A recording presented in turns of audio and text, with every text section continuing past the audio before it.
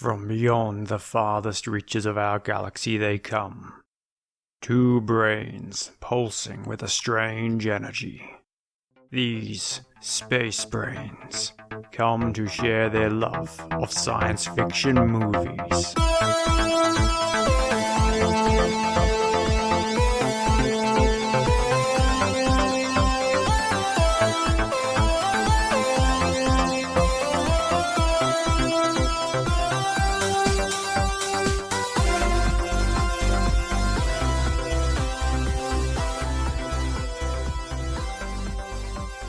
Hi, and welcome to Space Brains, the show where we joy-watch sci-fi movies and then talk about what was good and what was great.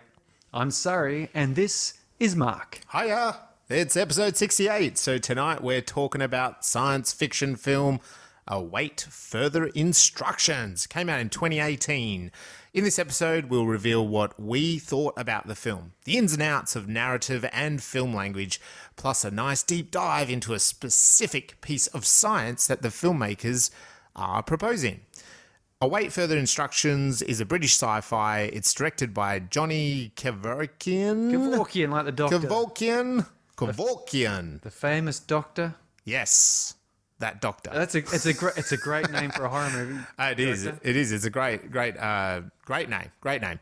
And written by Gavin Williams. So turn back now if you haven't seen this film, and then tune back in because this is your spoiler warning. Warning. So Await Further Instructions is basically a family getting together in Britain somewhere, in suburban Britain, for Christmas Day celebrations when a alien invasion takes over and locks them in the house.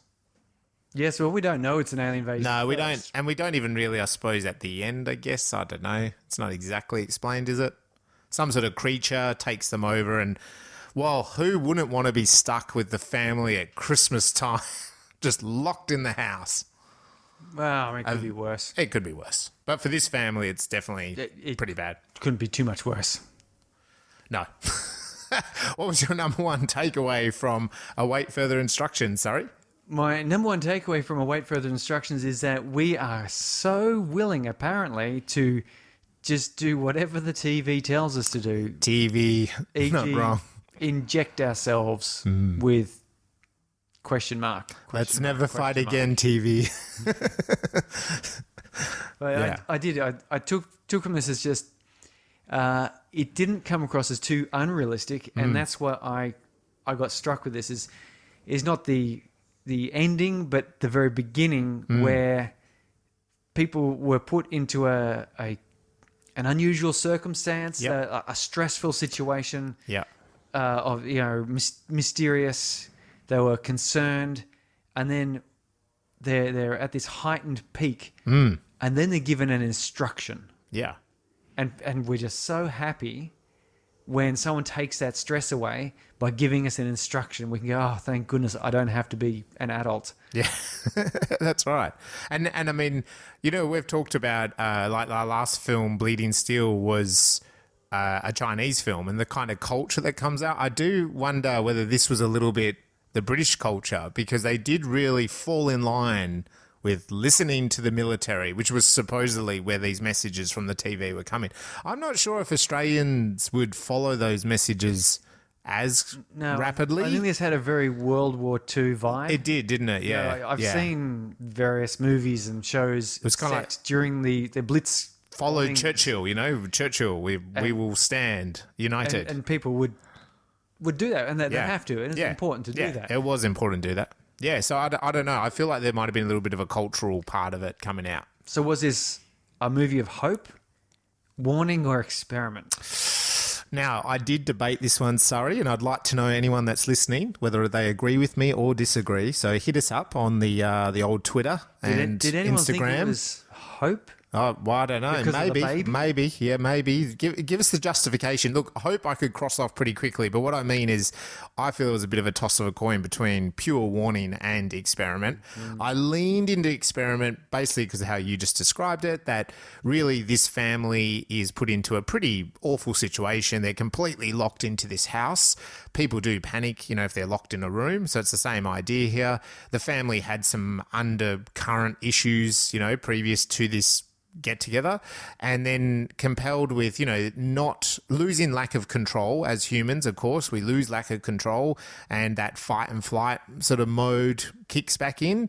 And that's exactly what then happens in this film. And the interesting thing is, as the film progresses and they're stuck for longer and the situation does kind of get worse and worse, as they get more instructions, they're basically being told to do kind of something even worse again. Like there's now, here's a bad choice, and then now 5 minutes later, here's now two worse decisions to pick from, and so it felt like a psychological experiment going wrong. Yeah, I agree, because I think warning tends to more be those cases where humans are delving into areas they shouldn't. Yeah, that's true. It's usually that warning is more you're pushing a boundary a little bit more than you should. So it's important to experiment, important to innovate, important to search. But the warning sci-fi tends to be, yes, but you ignored what was sensible, or you ignored humanity or something. And this it's a bit of a warning-ish, but more of an experiment, which... I suppose you make a good point there, actually. So I did think experiment versus warning, but I think you've just told me I was right. It is experiment. I'm crossing off warning. But if you're out there and you disagree with me, let me know. Let me have it. Get on those socials and let me have it. Send me some nasty messages that it was actually a hopeful story. So what was your first impression of this film? My first impression was that it was going to be a bit dark. The coloration of the film. That opening music. The opening music. My other impression here was that there's going to be problems. And I knew that Grandad was going to be a problem. Oh, yeah. Because... the racist Grandad. Wow. What's that actor's name? David Bradley or something? Yeah. He's so good, isn't he? He's fantastic. Though for the younger viewers out there, listeners, it'd be Filch from the Harry Potter series. Yes. And when I say younger, I mean you're probably only 20 now. And Game of Thrones, right? Oh, Game of Thrones. Yeah. The old late Walder Frey. Yeah. Yes. So, I mean, Game of Thrones, he's pretty gross and disgusting and not very likable. But again. My first impression was that there was going to be a happy ending. Like, you get those sorts of things where of course. The main character is introduced and you sort of go, okay, like, this is going to go dark, but something's going to be figured out and there's going to be some success. Yeah.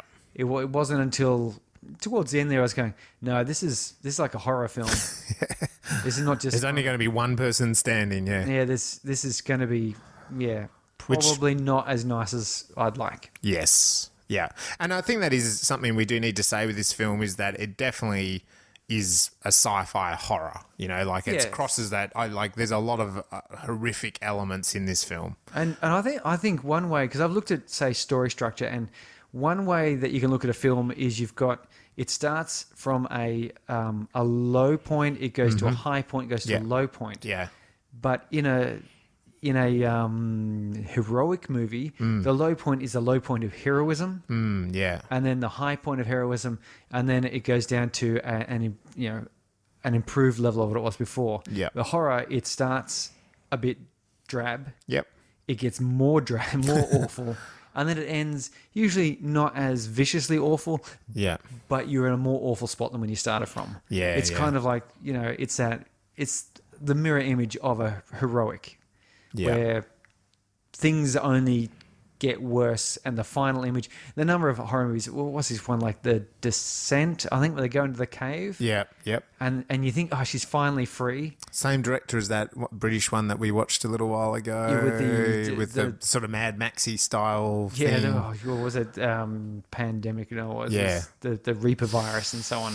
Yes. Doomsday. Doomsday, that's it. Yes. That's right. Yeah, so but that ends likewise. You go, oh, she got free, but really, then you go, there's that ending scene. You go, is that just her PTSD, or is she?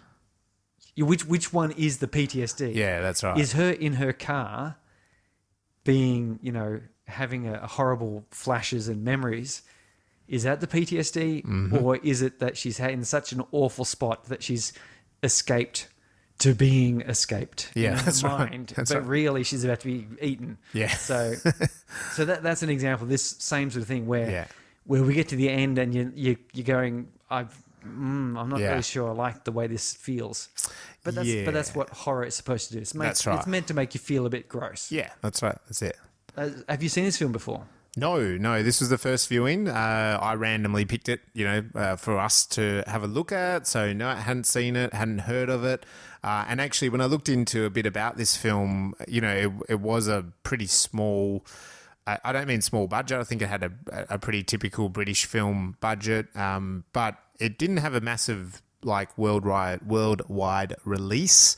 It just featured at some film festivals actually, and a bit of a premiere back in the UK. Shutter Productions, or Shutter Pictures. Shutter Productions, yeah, I was right the first time.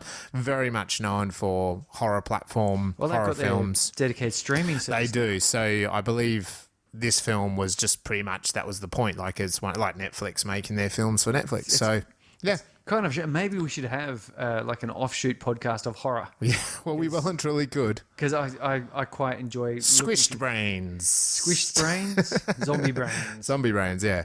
I enjoyed this, and it was, there's no doubt about the horrific elements, but it was the first time I watched it. I enjoyed it. It took me on that nice ride, nice short 90-minute film to me. I like it like that. Didn't muck around either, got straight to that sort of, the point that they're locked in the house very quickly. Yeah. And it also very quickly, we'll kind of come to it, the plot, but also very, with grandpa and stuff that, yeah, he's a racist. The son's girlfriend is maybe Indian descent or something. And he's a child abuser. Yeah, and then we've got the family sort of child abuse kind of theme coming through. A mum that's very sort of passive on the outside, very ignorant than sister, and so it's a great Christmas lunch in a British household. and with no escape. With no escape. You're like, oh, this is torture. So yeah, I enjoyed this film quite a lot, really, that way. And I did enjoy those horror elements. I think they took some of them nicely, and we'll come back to them in a bit. Have a favourite scene, Surrey? Yeah, I did. I quite liked when the Annji was trapped in her room. Yep. And she's like hearing stuff going on, and then she's kind of probing her environment. Like that was it. That was a bit that really, I just wanted more. I love movies with exploration and that mystery, because the mystery is they're trapped in this house. Why? Who? What? When? Yeah, what right. is it? Yep. And then most of the action is not about that, but then there she is. She sort of pries out one of the cables and looks at it and gets in the TV, opens the TV up, and I wanted more. That really pulled me in and made me want to watch more. Yeah. Because I was hoping to learn more. Yeah. And I get that a lot in these movies and horror movies too. Yeah. You get that sort of a perverse desire to learn the secrets. Why is Jason Voorhees hacking people to pieces with a machete? That's right. Like, what's the sense behind this? Yeah. And I think the good horror movies give you enough of a theory or an idea of what is like, just a couple little scenes which you can fill in the blanks of. Yeah, that's right. Whatever. Yeah. The horror movies which don't work as well just kind of leave it too much a mystery, and it's just a thing that kills people. Yeah. And you kind of go, well, like an earthquake? Yeah.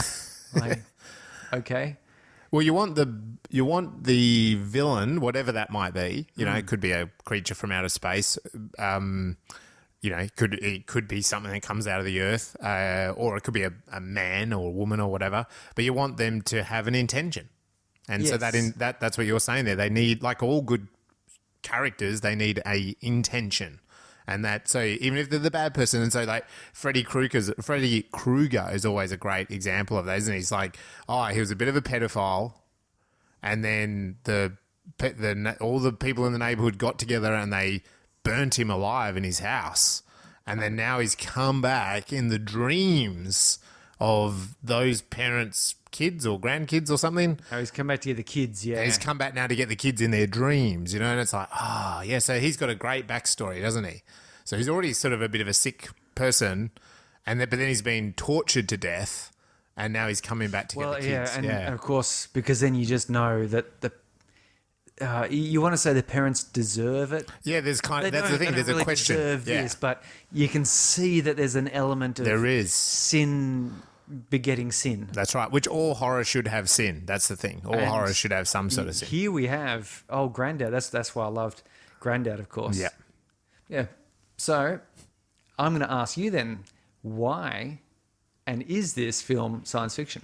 Ooh, yes, it is definitely science fiction because we have the element of this alien invasion. I mean, it doesn't seem to be of Earth origin, I suppose. It's not explained, but it's definitely an alien life force. And to come, and I mean, what we see right at the end of the film, the fact that they've taken over everything, like it's not just the one house. They've done this to every single house. It suggests some sort of more powerful being than anything we have on Earth. So to me, the science element here is the alien invasion. But then I think this is one of those films where it's a psychological thriller, and so the question is, which I think comes under sci-fi when you see films like this, and we have already looked at a couple of films like this, but like it is sci-fi because you have this psychological science happening. So you have the tests being put onto this family. And all of them, you notice like the way the father responded to, oh, yeah, it's the military. We need to follow orders, and then when the pain points got more and more throughout the story, whereas the son, he was like, no, let's step back from it. Let's take a breath. And you'll find that in crisis points, that's what people do. Some people really panic really quickly. Other people realize, no, you need to critically think for a minute. Like that is our power, isn't it, as a human, is to use the power of our brains. So it's like, and the father kind of was reacting and then just going straight down, very narrow-minded, blinkers on, that we follow orders and we'll get out alive. Whereas the son was kind of suggesting the opposite, which was, no, let's take a breath. We can pause, step back. He was also telling it to the grandpa and like, hang on, don't talk like that. Like, take a minute, think about who you're interacting with. What does that mean? And so to me, that's also that psychology part is also the sci-fi. Absolutely. I mean, psychologists would tell you that they're a science. Yes. Other people would argue that they're sort of metaphysics or cosmology. Well, but, you could go down that path, and that's for you to talk about later. That all works. To me, it works the same way, doesn't it? That's the way, yeah. What was a science fiction part you liked? Sorry. The part that was science fiction that I liked here was that there was this playing on, there's an infection, but nothing is spoken. There's this fear of contamination. Yeah. Which is it's a genuine fear that humans and animals have. Of course. And you go onto yourself on YouTube or TikTok or wherever it is, and you can find examples of people basically messing with their pets. Where like this, there's a great one where there's a dog watching the owner, and there's a bowl of dog food, and the owner has like the pet, like a soft toy dog. Yep. Comes up, and he mimes it eating the dog food, and then falling over sideways. And then the owner pushes the dog food forward, and the dog kind of walks up and sniffs it and walks around a bit and then kind of walks away. and because I don't know whether that was really a setup or not, but it is a true thing that like a pack of animals or a herd of animals pays attention. Like one of them goes up to the river, has a drink, and then is passed out. Ill. Yeah. The others will kind of go, we probably shouldn't drink from this bit. So, that's what I liked. The scientific here is that they the fear that was introduced here was there's an infection. Yeah. Because it never said, it says, No. isolate the infected. Yeah. And that could have as easily been the pregnant woman. That's right. She's infected with another life form. Yeah. A parasite or a symbiote or probably a parasite at that Yeah. point.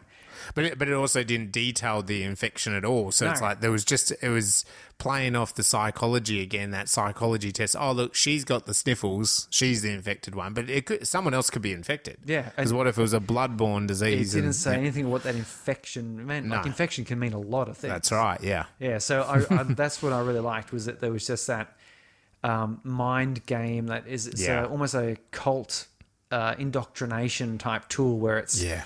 I'm going to just say one thing and let you make the worst out of it. Yeah. It's great.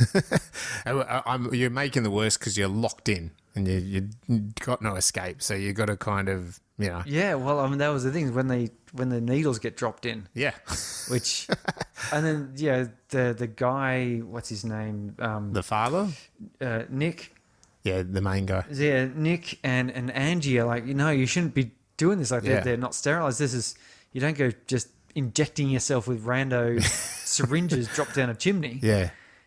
But, they eventually do because this herd mentality, other people have done it and they're like looking at them going, well, I'm surprised I probably would have just broken it. Yeah, that's right. Emptied it and said, no. Yeah. You guys are vaccinated. You're fine. I actually thought... I'll take my chances. It's funny you said that because my plot brain was going, I bet you Nick will go up and go, oh, okay, I'll do it, but actually stomp on it because it's a good way of accelerating at tension anyway. Yeah. Because then the father's like, how is he going to react to that, Yeah. We're all safe. We've all injected ourselves, so we technically are safe. Well, there's you're also infected. I think everyone was fearful of it. And so there's like, okay, so we've all done it, but he hasn't. Yeah. Uh-oh. Yeah. But if everyone's done it, it's like, we're all in this We're all in this together now, whether we like it or not. We just gave each other AIDS. Except for Grampy, who's just like vomited blood. He just vomits and dies, yeah. Yeah, no. Well, anyway, well, there we go. So let's talk about some of the work we're doing around all this at the moment. Yeah. And normally we talk about, I guess, the sci-fi related stuff, but I've got to say that pretty much we've been working... you will have missed the party by the time this episode comes Such is out. the nature of these recordings. Yeah. But not by much actually. It's been a bit of a slog getting an event organised because we're moving towards our film festival in May. Yep. So submit your films. Definitely, or get ready. Quickly come up with some ideas. And it's just been hardcore going on that. And I did a little bit more of my screenplay. Yeah. So I'm about halfway through the pilot. if you like. Awesome. So I'm gonna have to rip it all apart and figure out to make it how to make it good. Mm-hmm. Because at the moment I'm pretty sure it's probably not that good. But anyway, there you go. And yourself? It's a great idea, but I like that idea. You and I have talked about it a few times, so just got to plod with it. Yeah. Because it is a learning process. I reckon by the time you've written your umpteenth screenplay, you probably know how to speed things up and when to slow things down, and what sort of things to introduce, and it's probably an easier process. I mean, if you're talking about computer programming, back a while ago, I used to have to work off rather elaborate designs, but I've done these things so many times now. I can do it with like a few scratches on a bit of paper and a conversation with the guy next to me. Yep.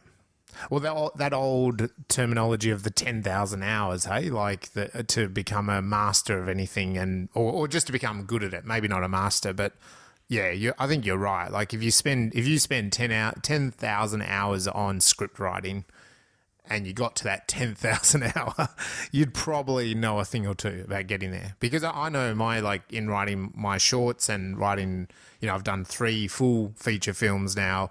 And I'm working now on the 4th one. It's like I do think about it so radically different now, So, and the short that I'm going to probably do now next year, because the end of the year's coming up, and still haven't quite finished my last one.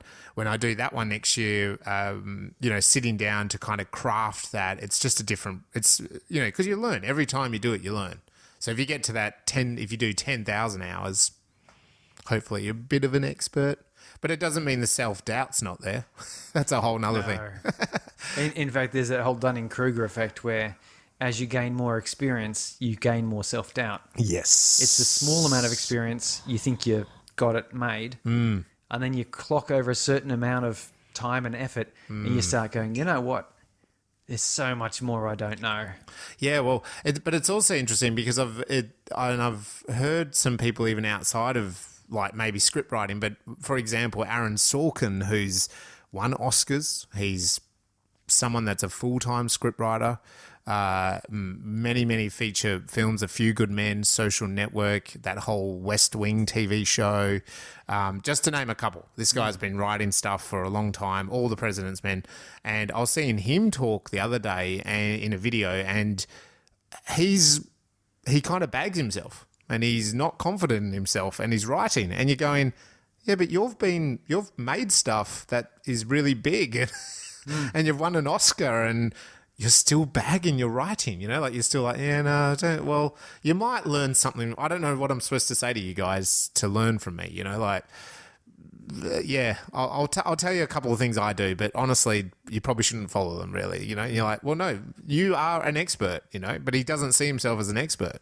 No. So I think that imposter syndrome thing may never leave. Well, it's also difficult because particularly in artistic endeavors, there's no basic metric. No, that's right. So if you're talking about, if you're a salesperson, you could sort of say, I sell a widget that costs X dollars and I've turned over, you know, Y dollars in a month, which is so many dollars per hour. I'm the best salesman you can easily in the league. Go, this is better than it was last year and the year before, the year before that, and you can measure it and you can sort of go, I must be good. And you look at other people's in the same sales and you go, yep, I am better than them. I'm in the top 5%, blah, blah, blah. And so on. But when you're saying, you know, you've painted a portrait or you've written a screenplay or a novel or something, is like, how do you quantify that? Yeah. It's like, because there's always going to be people who say that was dreadful, and there's always going to be people who say that was the most brilliant thing I've ever seen. Yeah. And we've seen that with all these movies we've reviewed. Yeah. Some of them have had like terrible reviews. They have. And then I watched it and I thought, actually, that was really quite a good movie. Yeah, so it's that subjective metric, isn't it, that is always going to be there in art and creative arts. Yeah, I myself I'd said it last time, the Harold the Plumber, that short film, it's getting so close. I've banged my head against the wall in the editing room. There's a particular scene that has driven me a bit nuts. I thought I had it done about a week ago. My wife came and I was like, yeah, I've done it. I've really cracked the code. And she sat there and what's that shit? Yeah, pretty much. It was something along those lines. So when are you going to start editing this one? Yeah, that's right. Like, this is the end result of about 50 hours of editing. And do you know what happened, Bo? And this is a really good thing for anyone actually in the creative arts, was I started explaining the scene, and I was explaining it, and I had an out-of-body experience because I suddenly thought, well, if I have to explain it, that means I haven't succeeded. Yes. As a filmmaker, it's different in writing, but as a filmmaker, you're not going to be the director can't sit next to the audience member and go, yeah, look, just watch this, and the dissolve means this, and this, you know, like and I actually literally had that as an out of body. I could see myself explaining it to my wife, man explaining it, and I just saw myself doing it, going, oh, I haven't achieved it. It's called husband-splaining. Husband-splaining. The difference being that the wife has become accustomed to that level of explanation. That's right. So it's not a surprise, nor is it insulting for her. It was very harsh feedback, and I quite often say that to my wife. Like, she's the harshest to me in that way, but then it is actually also gold feedback, because it's like, no, she's right. Yeah. No, and it was a weird experience. So if you ever have that as an artist out there, where you suddenly are over-explaining your art, you've probably gone too far. So, or maybe you get that point and says, "Why did that person do that?" You say, "Oh, I don't know. It just sort of, it seems okay." Yeah. Well, and you sort of go, "Well, doesn't really make sense to the audience. That's not going to have you here to tell me why that person is sitting in the set." I can't tell you why I think they're doing that. I just needed them to propel the movie or the story. Yeah. Then maybe I should just add something a little bit extra, or do something, you know, have a quirky little camera angle, and then people go, oh, he's a weird character. He's just done something a bit strange. That's right. That's what you'd expect from a weirdo like that. Yeah. So anyway, yeah, it's getting very close. I'm excited about that finishing. You were just talking about the Spacebrains Film Festival launch party. Yes, if you're listening to it, you might have missed it, but you might have also just gone to it and had a hell of a time, and now you're starting to listen to the podcast for the first time. Or we are getting a fair bit of online traction through the social media platforms from the launch party. Maybe you can't make it, but you've now discovered Spacebrains podcast. So welcome. Let us know if you're a brand new listener because of maybe some of that experience. The whole point of the launch party is to actually kind of, crack the alien goo blood bottle onto the film festival and say to the world, hey, if you're out there, make a science fiction film, get cracking, we want to see it, and we can't wait to kind of actually look at them and hopefully include them in the actual film festival. Yes, because, the French government comes down hard if you actually refer to alien brain goo as champagne. Yeah. Unless it's alien brain goo bottle from the Champagne region of France. Yeah, I want the alien goo brain. I don't want the champagne. I actually want the green goo stuff. So that is the point of it. So welcome aboard if you have not been listening to us before. And maybe from this you are. And as I said, if you're someone that really likes sci-fi, have you thought about making a film? You can go out and make it with your mobile. You can go and make it with your wife, friends, yourself. It's easier to download the images from your mobile than it is from your wife or your friends. Yeah.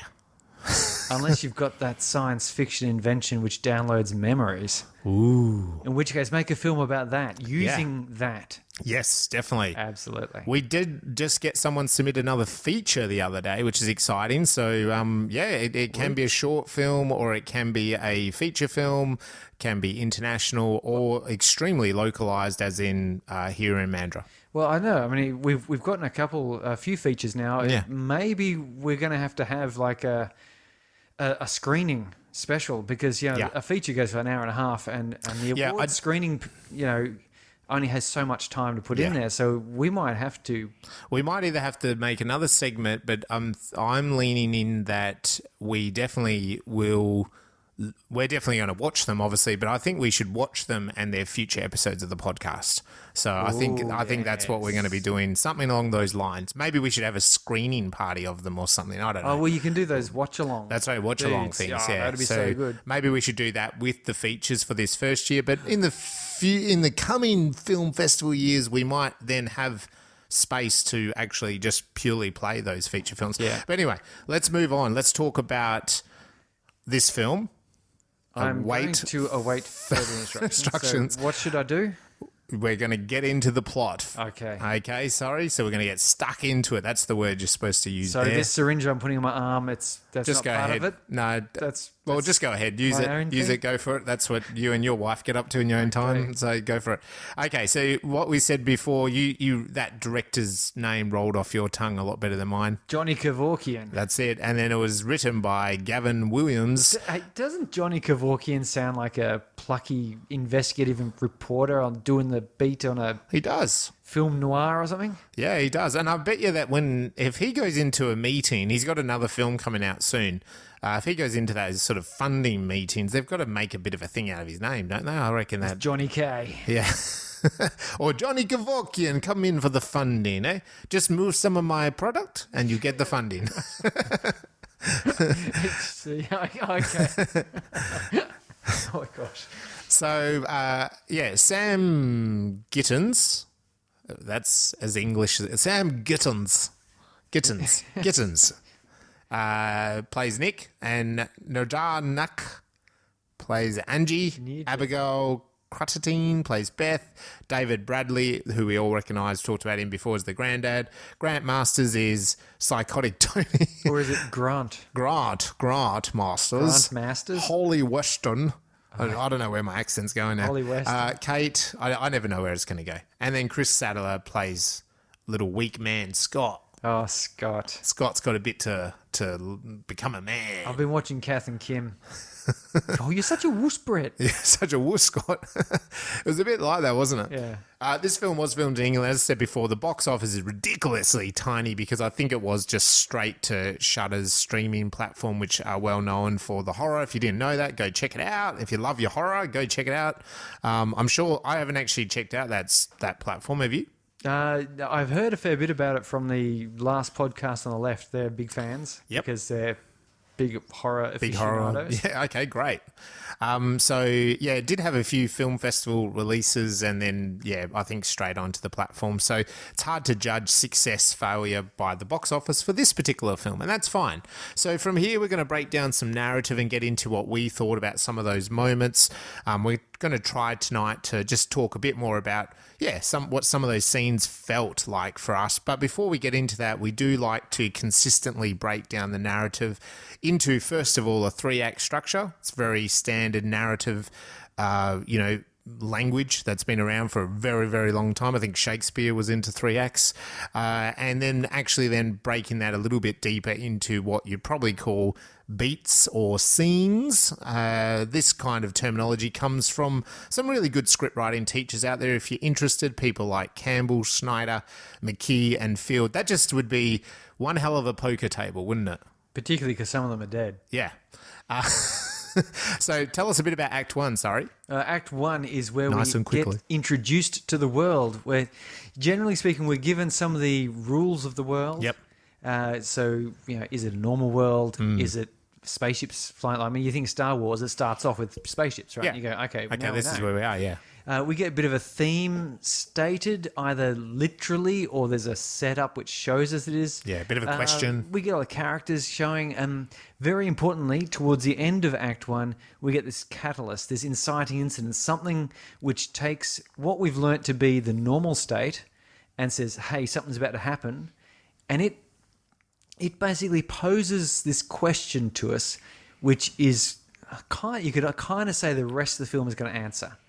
And then finally, of course, the characters have to decide to continue to find the answer to that question. They do. And that's so they have a bit of a, there's always like, what should we do? Should we do this or not? Should we fork in the road, right? Should we just go home and have a sleep, or do something more interesting? Go on a journey of a lifetime.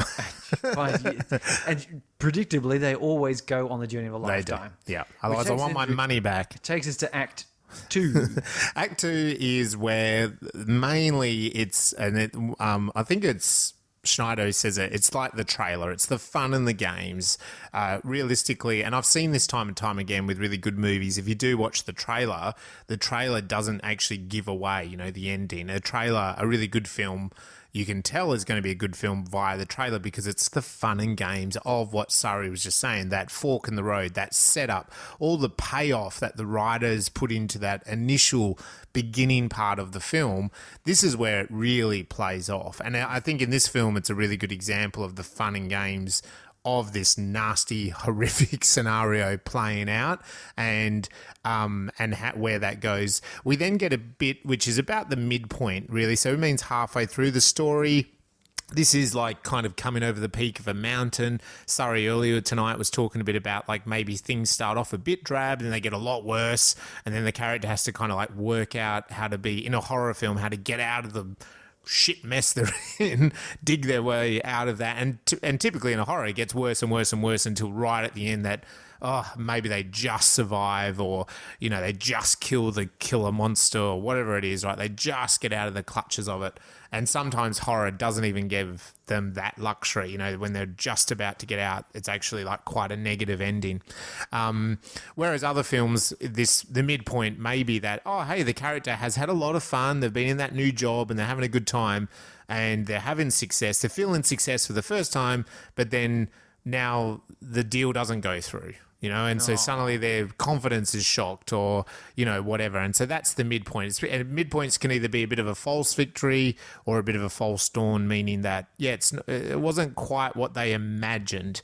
So this is when then bad guys can typically start closing in as a metaphor for the world getting a bit worse, or literally like in a movie like Die Hard, the bad guys are closing in. Yeah. So they're finding out where Bruce is and they're getting closer and closer to him.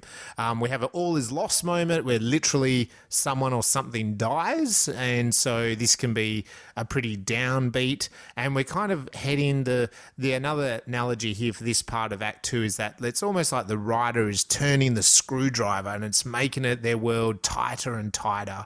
Their situation is getting harder and harder, and we sort of have that dark night of the soul. What I've been going through, what I said before, beating my head against the wall, editing a scene over and over and over, not getting anywhere, questioning why I'm existing, why am I bothering?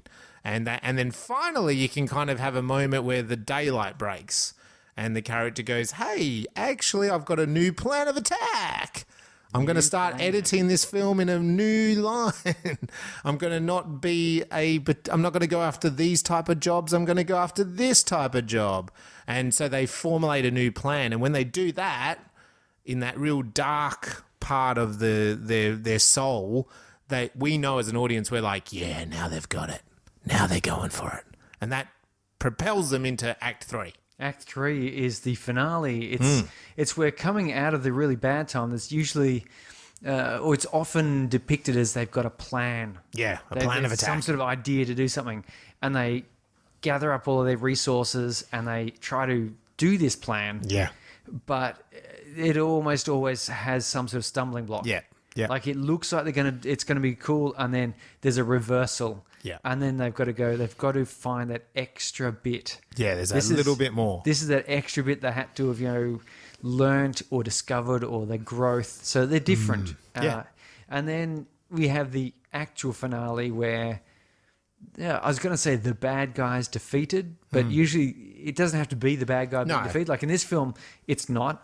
Yeah. But it is where there's a final Ali. Yeah. That's what finale means, right? Yeah, that's right. It ends. It needs to end. And then we get a final image where often it's a sweeping, panning shot of a camera moving out to show you what's going on. Yeah. Or it's a repeat of the opening sequence, but showing you the differences. Definitely. So, yeah, there's a good rundown of how we see the 3-act structure and some of those key points. So let's talk about them with await further instructions with that first one. So when we say the opening, this film has an opening image which is a bit of text, which is, I suppose, interesting because there's a lot of text in this film on the TV, which is important, right? So the text to the start of this says, it's the things you love that kill you. How did that image grab you, Surrey? That I liked it because it's a cliche, but it's also kind of true. Yeah. So it's annoying because it's so easy to just have that roll off your tongue, but there is deeper understanding of what it means. It can imply that the people that love you are going to cause the most pain, which if you speak to any detective out there who comes across a murdered wife, dun, dun, dun. 95% of the killers are the husband, dun, dun, or the boyfriend or the man in the woman's life. Unfortunately, that's the sad part about it. But that's kind of what that image is almost saying, that quote is saying as well. So in a film like this, we're sitting down to watch a sci-fi horror. It's like, oh yeah, this could go pear-shaped quickly. Yeah, I mean, I also like the take on that phrase that... some people have used it to talk about addictions or obsessions getting the best of you, but I like it as a little bit more metaphorical in that it's the things that you love, it's the things that you invest in, that when they fail or change, it changes you. Yes. Like, so the death in this case is not necessarily a literal death, but rather, you love exercise. Yep. You come to love that, and it makes you healthier and fitter and stronger, and you end up leaving your house and traveling the world because of your increased confidence. Yep. Effectively, the thing that you love has just killed you, even though the death is the death of something that was not what you wanted, and the life, it's a rebirth. Wow. This So is symbolic. that's what I like about this, because the obvious cliche is addictions. The less so is the fact that, what you love is what you're vulnerable to. But then I also like the idea that what you love is what can transform you so completely. This is getting deep. You can go positive or negative from that. Yeah, definitely. That's So that's what I liked about it and I was thinking it was just because in this movie here we're talking about families, as well as obviously TVs or technology or aliens or whatever you like. Yeah. So the setup kind of this film, we've got a son, returns home. He's got his girlfriend. She's a doctor. Mum seems nice, bit passive. Dad seems to be passive aggressive. Yeah, the fact to his son. Mum says, it's so nice again. I was like, it's really open and she's welcoming. Dad's upstairs. Yeah. And there's that, that's the passive There's a aggressive. beat, isn't it? Yeah. He has gone, I'm going to punish them slightly by not having my presence there. And he's like, That's right. Really? That's, what are you, 12? Yep. 8? Pretty quickly, Grandpa in this 10-minute, this first sort of set up in this first 10 minutes, Grandpa reveals that he's that old school racism. I was a military policeman, and we got to stop letting in the bloody the foreigners. What do you say? He's, Ahmed Charlie or something funny, something like that. Yeah, I don't even know where it's like. This is the problem. Is if I was trying to write a character like this, I don't know what. I'd have to go do some research to find out what some of these old-fashioned funny names for. He didn't say. We've heard worse, of course, but straight away he was very. And he's there on the TV watching the news, and he's a shit stirrer. Yeah, and you can see whenever he'd say these things, he'd look around, and have what's a smirk, that's right. What you gonna do about it? Yeah, it was great. The sister and her partner, husband, I'm not sure, Kate and Scott, they rock up. She's pregnant, so kind of I was like, ooh, there's a bit of a time clock there, like they're throwing in a baby. So you're kind of seeing that. Because I think she says, I'm due in 2 weeks. So I'm like, oh, okay, whatever's going to happen in this story, is she going to have to give birth, straight away, isn't it? So pregnant women, it's always it's a clock, really. It's a biological and it's also clock. that threat. Because, so a mugger breaks into the house and starts punching people. Yeah, she's pregnant. You sort of immediately go, okay, she's going to fall down the stairs. Yeah, that's just what happens. And indeed, we get something along those lines here. There's this power play. It's a bit underhanded from the shit-stirring grandpa with his son, the father. There's a moment there where... and I feel like this is actually when the theme happens, and the son looks at the Christmas tree and he goes, it reminds me of that Christmas. Do you remember that where we had no power? And it's interesting they're talking about no power because, what is going to happen to their house. But so good bit of foreshadowing there. Yeah, no power, and that's when it was good. Yeah, and that's when it was good, Dad. But so he's having a nice moment, and actually the father comes up and is like, and you notice he passed the remote to Grandpa. He kind of, no, this is a father-son moment. But then the son really does diss him, And so there's that. There's a bit there, and it's like the father-son are not friendly. There's issues. There's past issues going on there. The son disses him that time. And then the grandpa's like, it's good that he likes his fairy lights. He's a bit of a pansy because of the way you brought him up, not the way I brought you up. A few good slappings would set him right, eh? Yeah, never did you any harm. Squelcher, he got the, and the father sort of swallows that. So the whole point of saying this anyway is that there's this real undertone here in this family of, they're not the best of friends. There's issues going on there. The grandpa's racist. He's clearly racist. He's outspoken racist, and that happens a couple of times in that opening scene. But yeah, it's a kind of a very clear. And so to me, that little moment is, this family issue is the theme of this film. What's the best way to be a parent is kind of a bit of a question in this film, I think. And that comes back, even though this is a horror sci-fi, there's a very clear thematic issue that the writer is putting in this story, and they're dealing with, I think, father-son relationships, the power struggle and I think if you stepped back, the theme is kind of power, right? But I think it's actually like family power, Yeah, where do you place your power? Yeah, where do you and generate how, your authority from? yeah. And maybe what is the right type of power, because then in the course of the story, the father goes hard and fast, quick, but which doesn't equate to a good thing. If they had sat back and been critical thinkers, they would have overcome the alien much faster. So that's the setup to me. How was the setup to you? How did you think? How did that make you feel? Well, knowing that this was await further instructions, like it sort of got the idea. Seeing these people all come into a house and they're all at each other's throats.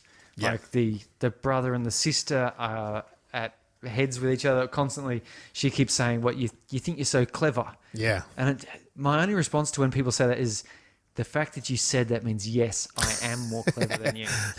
Because if you were smart enough, you would realize that, in fact, there wasn't a difference. Yeah. But since you're so anxious and concerned about it, then clearly, yes, I am more clever.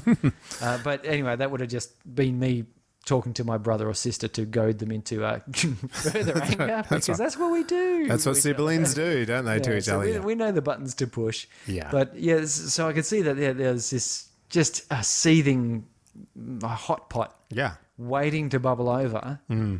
And when Nick said, "Oh, we're just going to leave now," I was like that was one of those things where you go, you really probably should. Yeah. You should. Yeah. I know that this film's not going to get better at this stage.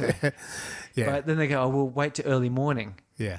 And then go, and you're like, okay, it's a bit fateful. And already you can see, you just know from that setup, there's bad things going to happen. Like, Like this isn't going to be about an external force destroying people. No. This is going to be about the family tearing itself apart. Yeah.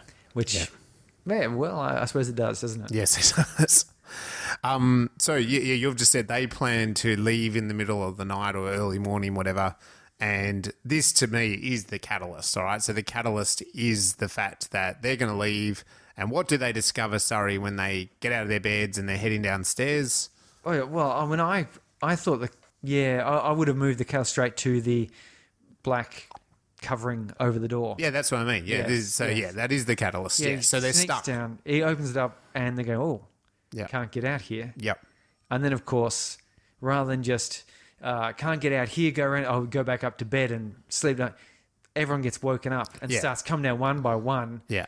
What's wrong? The same question. What? This is ridiculous. Yeah. Am I the only person here who's not stupid? And you're like, have you tried the back door? Like, really? You think? Yeah. Okay, well, whatever, So the catalyst is the fact that they're locked in this house. There's this weird black wiring, organic matter. I don't know. It's hard to describe, but to me, I suppose it's like HDMI cables. Just tons and tons of HDMI cables, but really strong, banded together somehow.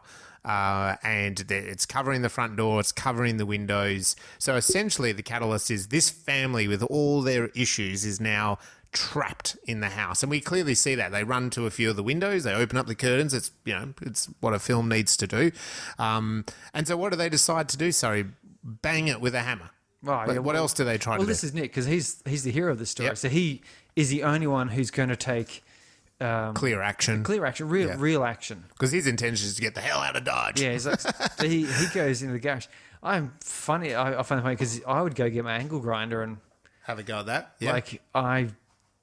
I'm not sure what the material would have to be made of to resist. My diamond ceramic cutting blade thing. That would be some pretty serious equipment. Give it a plug. Sponsored, Spacebrains sponsored. Sponsored, yes. Diamond cut. But anyway, so he went and got a little hand axe, which of course you don't think anything more obvious. You think, he's just gone and got it sort of insert tool here to try and be futile. Yeah. But this becomes a bit of one of those Chekhov's gun moments. It does, yeah. Where and it was really well done because I didn't immediately spot it as the Chekhov gun because and for those who are uncertain of that is this Alexander Chekhov. I think that's right. Yeah. Actually, who's a playwright, and he basically he made some statements like, if you're going to show a gun by in Act 1, then it will be fired by Act 3. Yeah. And really, what he's talking about there is just that you don't just put spurious details in which don't have some sort of relevance. Like they either need to explain a relationship Yeah. or set up a scene. You know, like, so for example, you have the news articles on the TV. Yeah. It's just not random news articles. No. There was like a stabbing, which could have been a terrorist attack. Yeah. There was reported power glitches. Yeah. You know, which without the context, it just does look like someone's flicking through looking at the normal news. It's why I don't watch the news, because that's the sort of stuff that's on there. And it just, it's no good. But you know that it had It's a all purpose. deliberate It wasn't. B-roll They didn't to randomly choose video clips. No. And likewise, he's got the axe and he goes hammering at it. Yeah. I didn't pick that was going to be important, because I thought that was just the tool to show they've tried to break out. Something, they can't. it was something really hard. This is the best they could do. Can't do it. Yeah. So that was quite good. And So that leads to me to, what do you think the thesis then is being set up? What's the question of this film then? yeah, well, I think so, because there was power disturbances in the night before Nick went creeping down. There was like TV flicker, power flicker, and there had been some news articles about power disturbances and so forth.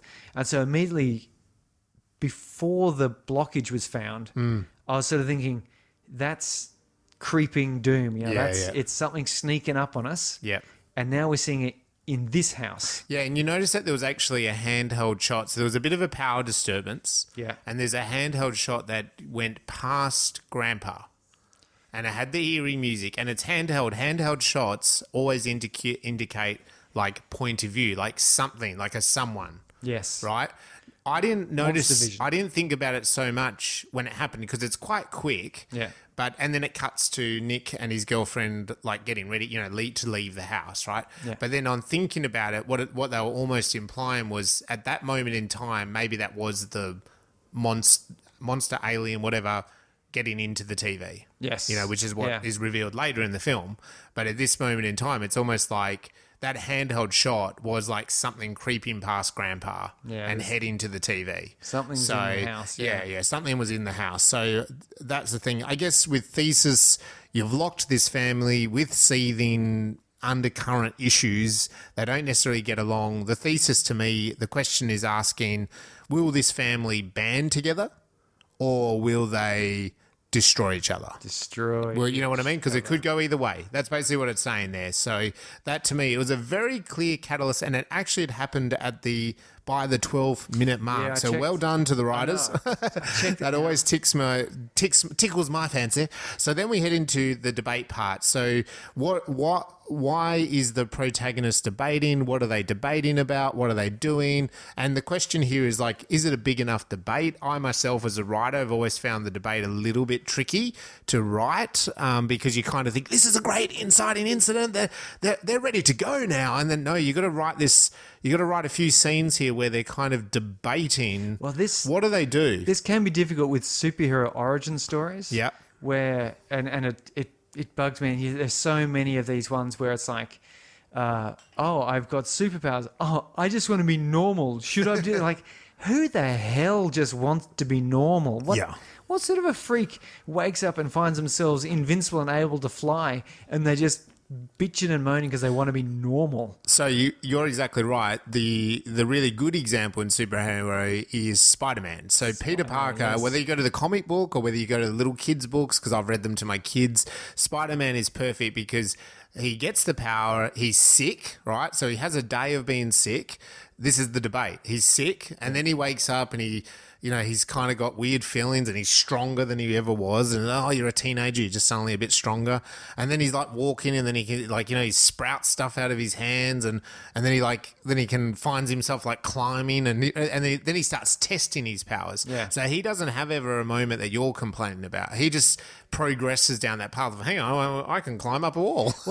Well, how far can I climb up a wall? He sort of has that question of what should I do with this? That's right. Then he's like, so once he grasps his power, then it's like, well, what do I do with this? I can make some money. Which is great. It's a great debate. Spider-Man's a good version. So what about in this one? The debate in this is the words come up on the screen, which just says, I I can't remember it says await further instruction. Yeah, that's the first one. Yeah, yes. and does it say like an emergency or anything? No, it doesn't say anything. So that's the good trick about this. Yeah, it just says await further instruction. Yeah, so I think it actually says stay indoors and await indoors and wait further instruction. And so the debate is, the dad puts forward the theory this is an attack and the government and this is going to keep us safe. Yeah. And Nick brings up the concept, well, should we, will this keep us safe? Is that right? And do we just stay put here or do we really struggle to escape at this point? And I agree. Like there's a really good polar opposites going on. So our protagonist, Nick, is kind of rational and critical thinking, and he's trying, and you're exactly right. Like his debate is kind of counteracted with the dad going, no, we need to follow these instructions. Like this is the way we get out of this. An interesting thing is this movie could have gone on, because some movies the debate is, do I make a story that you want to watch or do I go home and sleep? Yeah. This one, either way, because if they had said, no, we have to escape, this could have been an escape movie. Yeah, they could have the whole time been trying to escape. Where the whole time they're trying different things, and then they still have like family tensions because they've got different ideas of how to do it. But so this debate was quite good because it was like, do we make an escape movie where we try to overcome the security of this, or do we make a movie which is going to test our obedience? Yeah. And well, it also adds... I honestly didn't know which way I was going to go. Yeah, but when you reflect back on the whole story, it's good for the protagonist, right? Because he's basically saying, oh, well, we shouldn't listen to the instructions. We should try to escape. We should think this through. And the father is almost a villain from the start, because the father is saying, no, let's just follow the instructions, and we'll get out. And he's going, and I think it also sets up for us as an audience that Nick is the protagonist so clearly, because, that needle scene, which comes up in a moment, that one that when you were mentioning that before, that was that kind of pushing the extremity of his thinking then, because I think most people would have been that watch this film would go, yeah, don't put that needle in your arm, Well, my thought would be, like, why? Get Annji, who would have some experience. Yeah. It wasn't clear if she was a nurse or a doctor, but a doctor or a doctor in training or resident. But I would have said, okay, so first of all, I'm not going to just shove an unsterilized needle in my arm. That's just ridiculous. Like, what should we do? Should we clean it? And then it'd be like, okay, well, I think also you should administer it, because is this an intramuscular injection? That's right. Is this an intravenous injection? Yeah, I know. Like, what are we doing here? Like, what are you meant to do? It's like, how big is the dose you're meant to use? Because So in this debate, I think we've clearly set out the debate there, but we do see them. They try to break free.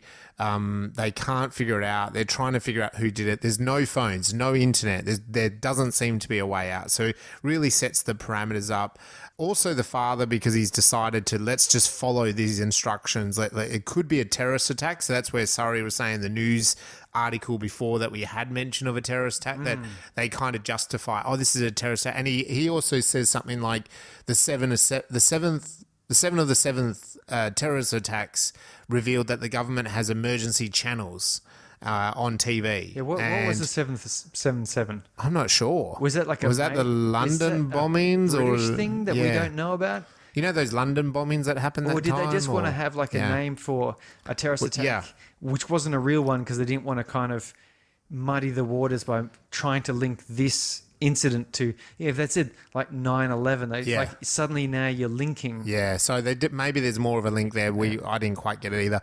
They do. The father also pulls Scott aside and he says, "Men must do men things." Yes, we have to make.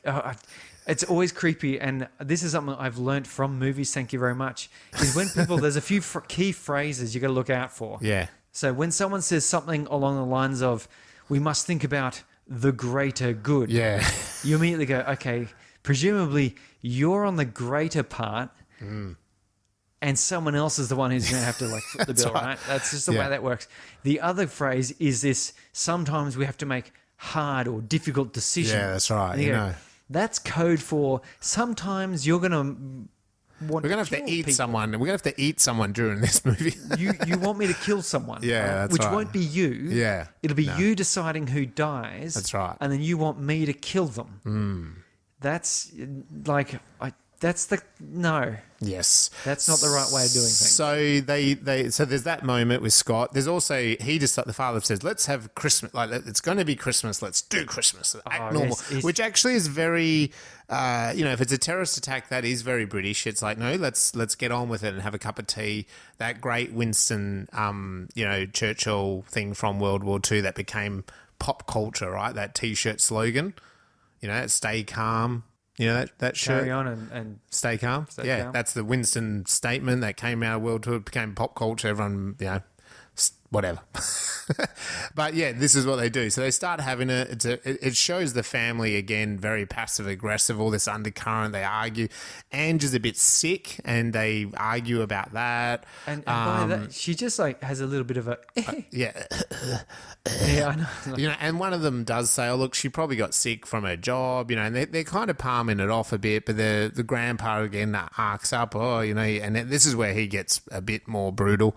And then what happens is, they're having that, and the lunch is not going well. So the story's got to go somewhere, sorry. So what's the break into two here? Well, they have this Christmas lunch. It's not going well. It's not going well. Well, there's a big fight. There's a massive fight. There's like that, there's swearing, and there's like... So, but how can this story be taken into that next... that we talked about. It's got to now drive into something else, doesn't it? You're going to need a new message. We are the new message thrown up to test the answer to the debate. Yeah, because if it's let's try and escape, then the message will be kind of ignored. Yeah, or it will only provide a concern. But if they've chosen let's follow instructions, which the Christmas dinner kind of indicates, that's what they're doing. Because rather than taking action, they've gone, no, let's, we're here for the long haul. Yeah. And then the message comes up which says food is contaminated. Before anyone's eaten anything. Yeah, which, that would be a trigger, wouldn't it be like, how do you know? Yeah, yeah. What do you mean the food's all food, like tinned food? How the hell is that contaminated? Yeah, yeah, that's right. And how would the government bother saying that? Like, but anyway, yeah. So you're exactly right. To me, that's the fork in the road then, because the father immediately scraps dinner, throws it all in the rubbish bag. Scott starts helping him out as well after a bit of a, you're a wuss, Scott. Yeah. And then, such a wuss. But Nick, our protagonist, is arguing over that, right? So this to me is that breaking in too, because he's arguing and then Scott hops in as backup. So Nick now, our protagonist, is not just like arguing with his dad, he's arguing with another man. And they're being and I mean, this is to me as an audience member, you're like, wow, like exactly you said, what, like everything's contaminated, the tin food. Like, I think you need to think about this a little bit. Yeah. Like, okay, maybe the chicken is contaminated, it's out in the air, but you don't know how long you're going to be locked in this house. Like, it could be weeks, and Scott says something ridiculous like, oh, I survived on energy bars and water for weeks and weeks. It's like, yeah, but you're probably all going to go a bit crazy if that's what you're eating. Yeah, and like I survived on energy bars for a month. Yeah, and they said they'd never seen that before. And you're like, that's not a brag. No, it's not. But also, you don't have any energy bars. No, like that's right. Like, and you really, honestly, might want to think about what you're going to be keeping. And so to me, it like drove the story, and it was clear that the father wants to go one path and Nick wanted to go another. So it was a good fork in the road to me. Probably a bit of. Is this a B story, a bit of a love story, or is it a buddy story, or is there a theme story going on? What do you think? Well, I sort of looked at the relationship between granddad and dad as being a bit of a B story there, which is because it was private between them. Yep. And it had no relevance to the way things were turning out. But the meaning behind it had some relevance to the final meaning of the story. Okay, yeah, good point. Which is where... the theme, yeah. Why the hell did he put up with his granddad? Like, his granddad was such an abusive son of a gun. Yeah. That's me avoiding swearing. His granddad was clearly not nice. No. And continued to be not nice. Because there are some people, for example, when they're adults with younger kids... they soften up. They don't, because quite frankly, no one tells you how to be a dad. No. And so you do the best, you think you're doing the best you can, and maybe later on you sort of go, I was over the top. Now that the pressure's off, now that they're a bit older and they're looking after themselves. Yeah. I was too wound up, and I'm like, and there's an apology, and there's kind of like, try to appreciate that I thought I was doing the right thing, but it was shit. Yeah. This clearly never happened No. here. This granddad, the whole time, he was proud of his bullying. Yeah, and he's berating And he him for kept even calling how he's him raising. squelcher and, Yeah. the beatings never hurt. Did you anything wrong? Which you go, well, it kind of did. I think it kind of did because Dad's a psycho. Yeah, so I thought that was a bit of a B story. Yeah, definitely. I mean, there's also... no, I think that was the B story because I looked at Let's go with that one. Nick and Annji, Scott and Kate, but this is the one that the paid particular attention to. I think Did relate to the theme, so I'm glad that you're raising that. So let's talk about then moving into some of the fun and games. So to me, this is a great example of writing where the screwdriver's getting tighter and tighter. It's a horror, so we're going down this. The path's going to only get worse and worse. So the father does confront grandpa. There's a scene that does that. The TV messages are just going to get worse. So the first one now we get is, decontaminate yourself with bleach. I mean, I would be like, I don't think I'm going to do that. I'm going to, why bleach? Like soap can do the same job the other on problem, the human of course, skin. is why would that help? Because, and this is like, they always sort of show the toilet cleaner that kills 99.9% of all bacteria. Yeah, and then you're going to go and poo in that. Yeah, that's right. So that's right. how does it help to kill the bacteria? Like It doesn't. And soap, literally soap wash it with fine. washes soap will wash it away. Like, yeah, I mean, unless you're conducting brain surgery, in which case, you want to be a little bit more thorough. Yeah. But I don't think it's still bleach, is it? Like, soap and water is probably good enough for the thing is, as soon as so you've washed yourself with soap and water, Then what? or bleach, and then you go sit back down where you were sitting before, wear That's the right. clothes you were wearing before, Yeah. which were contaminated. Contaminated, I know. I know. But as I said, this is the fun and games, and they've already chosen their act too. Yeah, and Annji and Nick, they do this, and it's a bit romantic. Mum tries to seduce Dad a little bit, and he goes, no, we've got to follow the line. And, of course, Grandpa is washing his balls. So there's Dad, he says, this is not a game. Yeah. We should start armpits and crotch first. That's right. like, is there anything more romantic than telling someone to wash their armpits and crotch? Crotch. I don't really understand, I don't know if that's actually right. Wouldn't it be like head to toe? Like, I don't know. Yeah, you'd want to wash from the top Like, down. what's the point of washing all this and then you're back up here again, It's like washing the car. You start from the top. you start and the you go top down, right? You contaminate your But car. it's a good line, isn't it? It's a good line. Yeah, so it's very good. Armpits and crotch. And there's Granddad's squatting on the toilet, paying particular attention to his ball sack. Really getting the bleach in there. Yeah, and there's a little bit of kind of maybe that's we're laughing. There's a little bit of kind of humour there, and of course, it's still very severe. But then, as there's kind of a little bit of maybe the family connecting, we have these needles suddenly drop down the chimney, and they do really there's a real boom, isn't there? Like it's a real shock horror bit. And when she pulled that bag out, and I think this is one of those things that as a rational audience member, it's a very clear thing that what Dad does in just grabbing these needles and squirting his arm to be the example, to me, that was really a clock over moment that, no, he's lost his marbles. Mind Even before that, he was doing some weird things, but to me, that was just such oh no, he's gone. He's Give him lost his it. due, though. That is leadership. It is major leadership. It's just not No. great No. leadership. But I'd be listening to the doctor, nurse, and also just, she's exactly right. You're thinking, okay, this is a terrorism attack. Let's go with that theory, right? Let's go with that conspiracy theory, Dad. So the military have locked us in the house somehow with this black wire stuff. Fair enough. Maybe it's technology we've never heard of.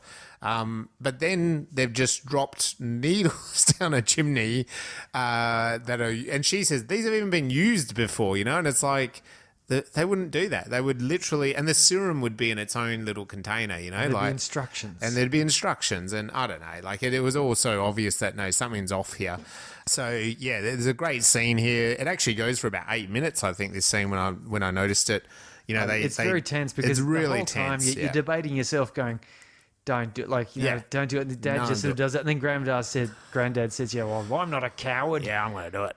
And then of course there's the debate, like Scott and Mum do it, but then there's also the debate with Kate being pregnant. Exactly right. She's hesitant over this because of the baby, and you and I have gone through the process of our wives having babies, and you do the immunisation program, and there's that thought of should we give this one to a baby or not? As a critical thinker, I know you research things, you get advice, and it is up to each person. I personally believe, but I think you just got to do the advice. Read the research, and it has to be. You have the same problems with anything. It's like, do I feed them like toast? Oh, that can crumble and choke them. That's right, yeah. But then there's other people who just say, no, it's not really a problem because they tend to chew on it and suck it, and then you go, okay. And then there's some people say, you should make sure you feed them 3 different things with different textures. Yeah, so they get and used other to people that. sort of say, no, that's too fussy. It aggravates their mouth. Like, it doesn't matter what advice you get with pregnancy or babies or anything.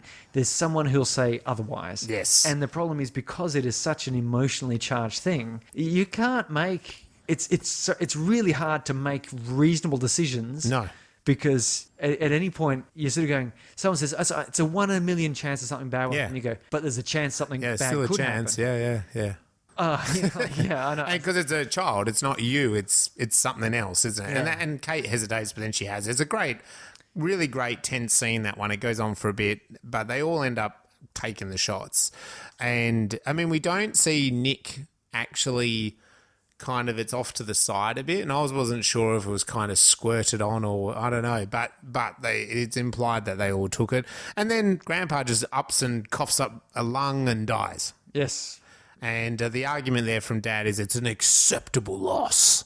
Yes, and there's all those things like, oh, well, he was old anyway, and... Yeah. And anyway, the TV then changes its message and it says vaccine completed, return needles. There's a weird old Nintendo graphic hand through that little gap in the front door, and Scott goes and takes it over and puts the needles in, and as he's sort of trying to do that, the needles get sucked through, and then he decides to shove his hand in there for a minute and kind of scream for help, and all of a sudden he's screaming bloody murder because his fingers have been sliced off and he's just pissing blood everywhere. They quickly bandage him up, but yeah. This next scene I just want to touch on. This is, I suppose you're saying, the B story. So the grandpa's died. We've seen the earlier scenes early in the film where the dad and the grandpa have these kind of tense moments. They're arguing about the power, about upbringing children. Grandpa's now dead, and so he's lying there with the sheet over him. And Dad has this... Yeah, this actor has an amazing scene here. I thought this was suddenly potent. This is good. He almost does a Jekyll and Hyde, the same thing that William Dafoe does with the Green Goblin kind of thing, and Spider-Man actually did it so well, where he almost is the grandpa and himself. Yeah, he changes the voice a bit. He almost has a conversation. He's staring off into oblivion. And he talks about what he meant by calling squelch or wetting the bed and crying all night, and Dad not helping, and then Dad beating him up in the morning, all this sort of stuff. Yeah, I just wanted to take note of that scene because I was really impressed with that. It was a very powerful scene as well. Really got me.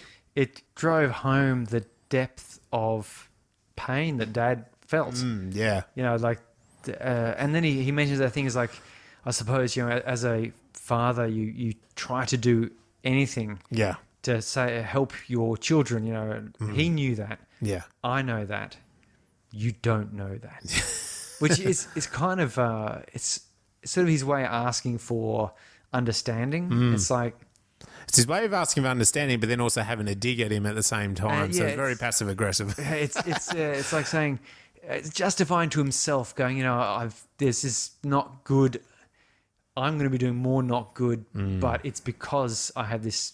Knowledge or ability that Nick doesn't understand. That's right. So he's had a dig. So I mean, Dad and Nick are still not seeing eye to eye. The TV then changes its message again to isolate the infected, which we don't know who is infected, but they all go a bit racist and sniffles here. So Annji's locked away. There's an argument, a bit of a fight, but the fight doesn't progress too seriously. But there's a bit of biffo. But Annji agrees to go off to her isolation in the room. And to me, this then leads into the midpoint, Surrey. So do you agree? Do you think this is the midpoint after that? Sort of from the midpoint, because of course is sometimes a really interesting one. I took the midpoint from Granddad having a chuck and dying, Right. or and maybe the end of his death. Yep. And that's because up until that point, they're obeying the orders, they're doing stuff, and they get the needles, they obey that. Yeah. And there's a bit of tension, and then he dies, signaling suddenly, okay, there is something going on here. Was that the serum that he injected with? Or as Dad said, perhaps, it was too late for him, or like, would we have all died like that had we not taken it? Yeah, that's a good point. And that was so. But the midpoint then sort of comes after that scene or around that scene. You're talking about the tone of the story sort of changes now. Annji has been split off. It's going now. It's become serious and dark. Yeah. Not just kind of hypothetical debates about is this that or is this the other thing. Now there's something serious is happening one way or another. Something serious is happening. Yeah, well, to me, this midpoint, and look, you're maybe a scene or so earlier, I'm a scene later, but to me, it's this moment where Annji is kind of saying, do you realise that every time the situation is a bit shit, then the message we get is kind of then to make a worse decision. So you should go and turn off the telly.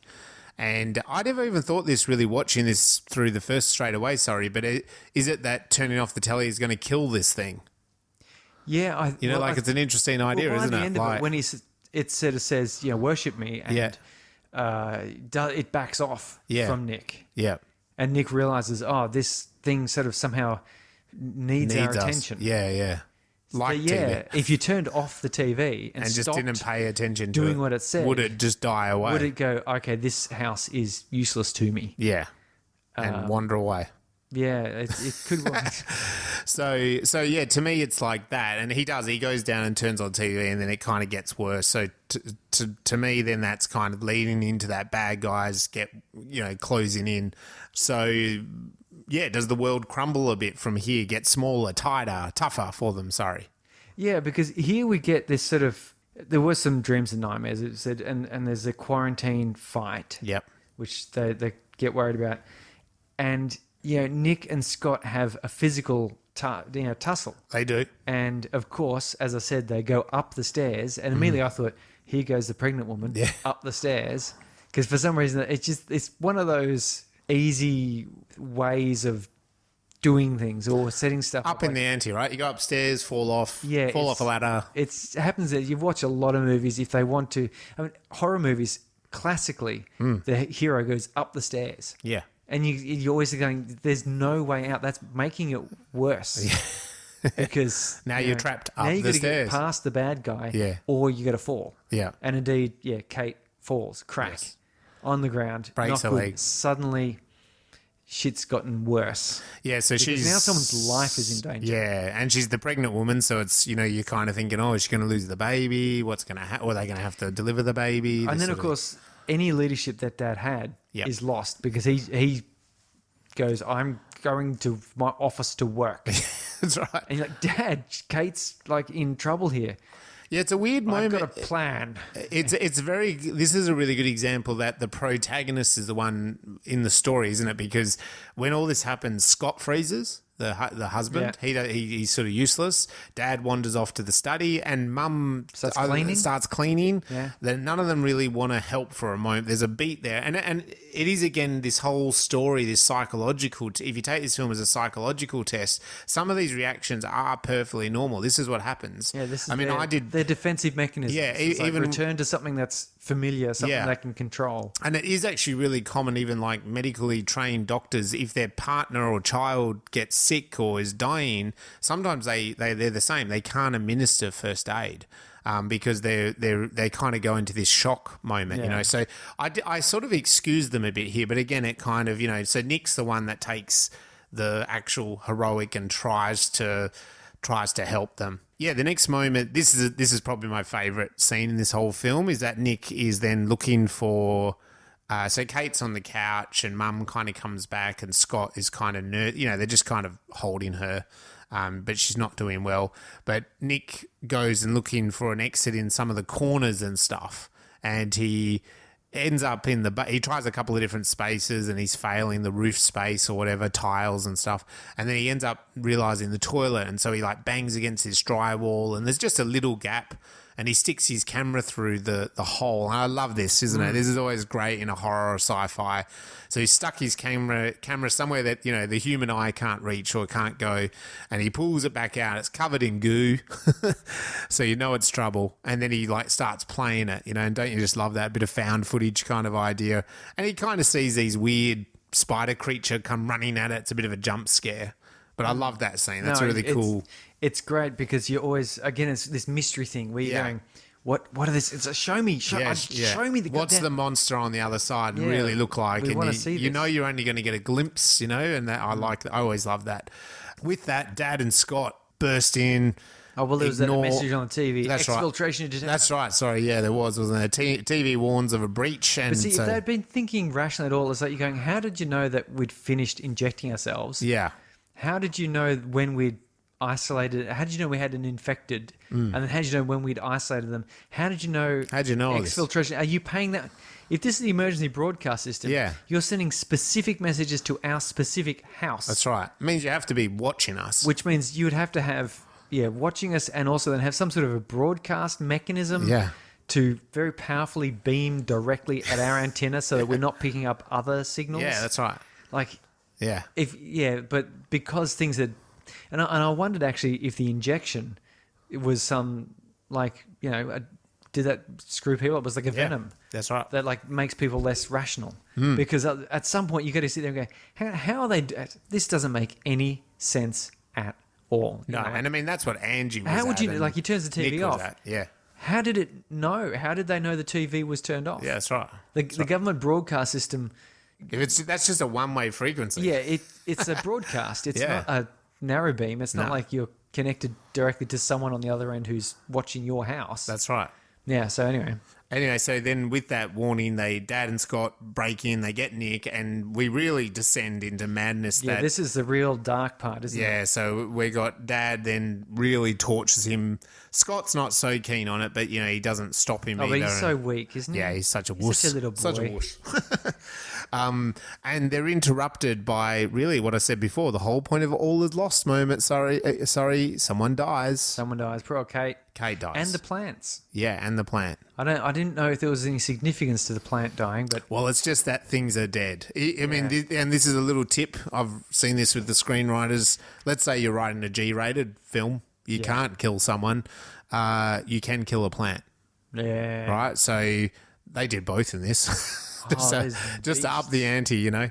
And there can be a whiff of death, like someone talking of death, you know, not actually death. Yeah. But yeah. Or was it the death of a dream? Death of a dream can be another one. Yeah. So that can work in the kids' movie. It's like the dancer sprains their ankle. Yeah, and they can't. And now they're not going to make it to the finals. No, they're just not going to be able to do it anymore. So what are they going to do? How are they going to, get into Act 3? Yes. So how did that make you feel that Kate died?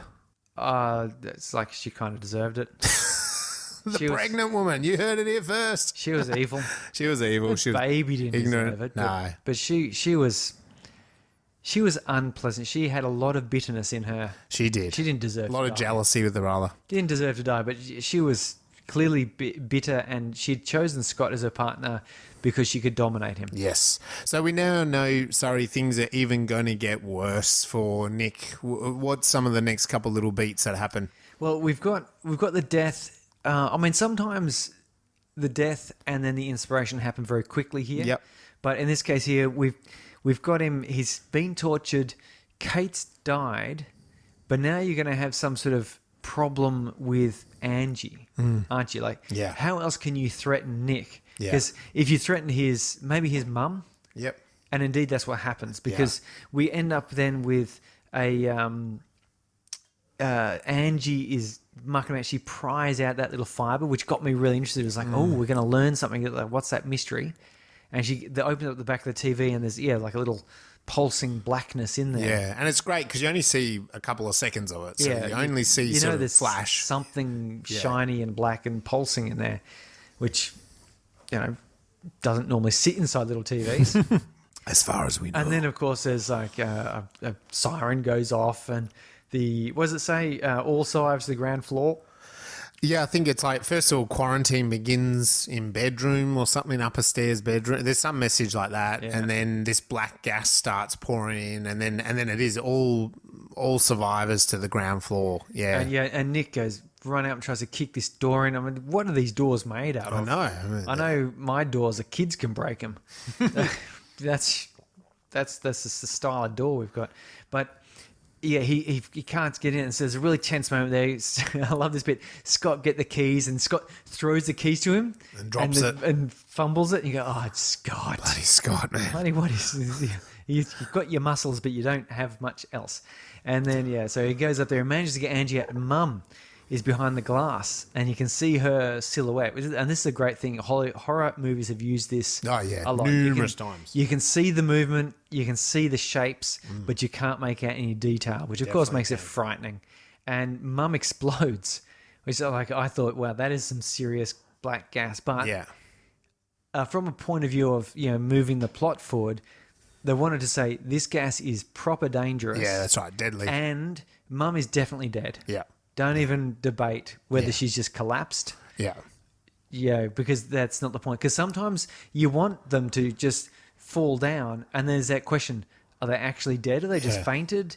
Do we need to do more action? The point of this point was, no, Mum's dead. No, she's gone. She's out of the picture now. Now it's there's one less sympathetic character in this household. Get yourself downstairs. And with that, Dad's pretty lost. He was already a bit lost and useless since Kate, but he's pretty much cooked. And so to me, it's like to break into three and to reveal like the synthesis of then the story, like for Nick, it's like, well, Dad's gone this kind of hard-ass military, let's follow the rules, but that's led them nowhere. Now Nick is like the man in control, right? So like then it's formulating his plan is let's destroy the TV. Let's kill it, right? Let's just get rid of it. And so to me, that's the break into three is that, no, I'm going to be the one in control. Yeah, it's time to rebel. Scott is a wuss anyway. Yeah. Dad's lost. I'm taking control. He probably should have taken control earlier in the story, but now he's going to take control. So what's the plan? Who's the bad guy? What are they got to get through? What foes are they going to meet on this final pathway? The bad guy does reveal itself because the moment it starts going down religion. Yeah. So it's doing it's playing off fears of race and otherness and so forth and disease. And icky. Yeah. And then it's just turned to religion, because the one thing that religion can do is inspire people to take radical action without rational reason. Like that's where it comes from, and that's what its purpose is in many cases. Yeah.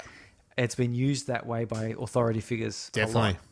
And sure enough, the TV starts saying, and again, it's not specific. No. It doesn't say, hey, I'm God, I'm come again. Yeah. It says, the time has come, I am reborn. Yeah. And like the baby moves in the Kate's tummy. Yeah. And Dad looks up and there's a cross and he goes, was I wrong? Should I have believed? And you sort of go, I don't know that Jesus would be doing this. This doesn't sound very coming through the TV Christian. No. It sounds very Old Testament. Yeah. Yeah, very like sacrifice your child, please. And that's basically what happens. The message is then sacrifice to the unborn, right? So it's very Old Testament kind of, the old style of religion. And this is something else I always get. People misunderstand what the term sacrifice means. You see, because they talk about in that awake, let's sacrifice her. Yeah, yeah. And you go, no, you can't sacrifice someone else. No, it doesn't work that way. No. Jesus, the whole point, as far as I can tell, is that he chose and sacrificed. He didn't turn around and say, you, Apostle Paul, sorry, you're going to have to die now to show everyone else that there's a better way. That's right, that's not a sacrifice, that's murder. And in this case here, sacrifice to save the baby. Dad, to sacrifice, had to kill himself. Yep. But instead, he chose the evil option, which is to sacrifice someone else. Yeah. But what it leads to is this big, brutal fight, fight to the death, climax. Scott finally stands up. Yeah, Scott to finally... to receive an axe. And just to get an axe and die, which is very, again, going back to what you said about the axe earlier in the story. Because how else... Because now when you get to here, you go, how else could that have happened? How else could Dad have killed Scott? So, you've introduced this axe. It's been used a couple of times, early on, and it was used again when just coming up here to remind you where Nick is going around trying to get out. He's bashes at the wall again, while Dad's in his room planning, highlighting parts in a book. That's somehow going to help, and then drawing arrows on the floor plan. And you're like, no, dude, the floor plan's not very complicated. You don't really need to draw arrows on it. But yeah, so the axe. Bang, there's its purpose. That's why we got shown an axe. It wouldn't have worked with an angle grinder. That's right. No, it wouldn't have. No, it's that's just because you got to start up. It's slow, Yeah, that's right. Maybe it's... By the time you're ready to kill Scott, he could be on top of you. Yeah. But what it does lead to in that moment is Nick can take the upper hand. He fights Dad. Bit of a, good old-fashioned get knocked down, get back up again. But he overcomes him. I think Annji throws a punch or something, doesn't she? This is that first action in the finale. That's right. And so then, but it's us thinking that he's going to win, and he does. He gets him over. He's whacked him, and then he gets the TV. So it's very symbolic. Destroy the TV with Dad, smash it on his head. Bonk. Okay, so has the protagonist won? Yeah, well, we'd like to think so. We think so. But knowing story structure, it's a bit too soon because not enough effort has gone into this. You can't just have someone trip over and then push a telly on their head. No. And you know what? As an audience member, I felt like, well, that's not it. That can't be the end of this superior alien race thingy, whatever it's done to them. And of course it's not. So then this is where, to me, it's pretty cool, this bit in the movie. I don't know what you thought about it, but the wires out of the TV come alive. It's very much a little bit like Evil Dead special effects. It's kind of a bit of a nod back to the 70s and the 80s. Did get a bit the of that. wires branched off everywhere. It's a bit, I'm not sure I don't think it was stop animation, but it had that stop animation feel. And they took over. The wires went into Dad's mouth and head and face or whatever, and of course then they kind of run out of the room. That's a bit Clive Barker-y. It is a bit Clive. If we're saying that, was it Sam Raimi is Evil Dead? Yep.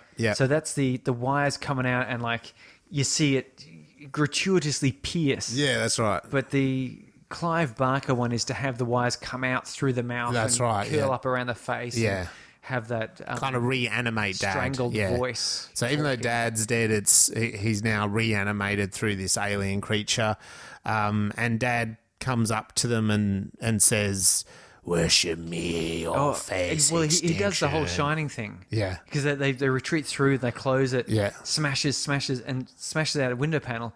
And then Dad puts his head through, and you almost go, "Here's Johnny." Yeah, that's right. But instead, he just poked his head through. Yeah. And anyway, so Nick confronts him, but the alien actually then starts backtracking. Dad backtracks, and this is where Nick is going, "Oh, hang on, you need us." It's that old thing. You're a bad guy, but you need us to be a bad guy. Yes, in order to survive. Worship me. You're making us put into extreme situations so that we reach for authority. So that just means that we just don't need to show up, basically. We don't need to give you any attention. You're like a little baby. And that would be that, except... Well, then they destroy the TV. They smack it and bang it. Yeah, they smash the bottle of, bubbling wine in there. Yeah, something like that. Because it wasn't made in the Champagne region, this alien right. brain goo. Throw the brain glue in and it does. It fires up and dies. And so they're like, "Oh, we've won. Sorry, the end?"